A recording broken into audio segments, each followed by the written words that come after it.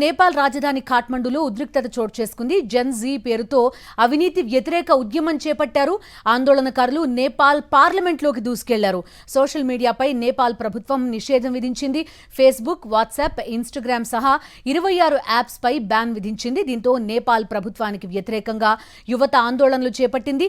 ఆందోళనకారులపై tear gas ప్రయోగించారు. ఆందోళనకారులపై పోలీసుల కాల్పులు జరపగా ఒకరు మృతి చెందినట్టుగా తెలుస్తోంది.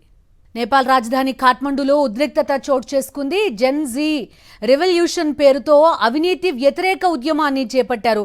ఆందోళనకారులు నేపాల్ పార్లమెంట్లోకి సైతం దూసుకెళ్లారు. సోషల్ మీడియాపై నేపాల్ ప్రభుత్వం నిషేధం విధించింది. ఫేస్బుక్, వాట్సాప్, ఇన్స్టాగ్రామ్ సహా 26 యాప్స్ ని బ్యాన్ చేసింది. ఈ నేపథ్యంలోనే నేపాల్ ప్రభుత్వానికి వ్యతిరేకంగా యువత ఆందోళనలు చేపట్టింది. ఆందోళనకారులపై పోలీసులు టియర్ గ్యాస్ ప్రయోగించారు. పోలీసులు కాల్పులు జరిపారు. ఒకరు మృతి చెందినట్టుగా తెలుస్తోంది. వందల మందికి ఈ లాఠీ చార్జ్, టియర్ గ్యాస్ ప్రయోగంలో గాయాలైనట్టుగా కూడా సమాచారం అందుతోంది. సోషల్ మీడియాపై బ్యాన్, అదేవిధంగా అవినీతి కి సంబంధించి యువత పెద్ద ఎత్తున రోడ్లపైకి వచ్చారు. నేపాల్ పార్లమెంట్లోకి దూసుకెళ్లే ప్రయత్నం చేశారు.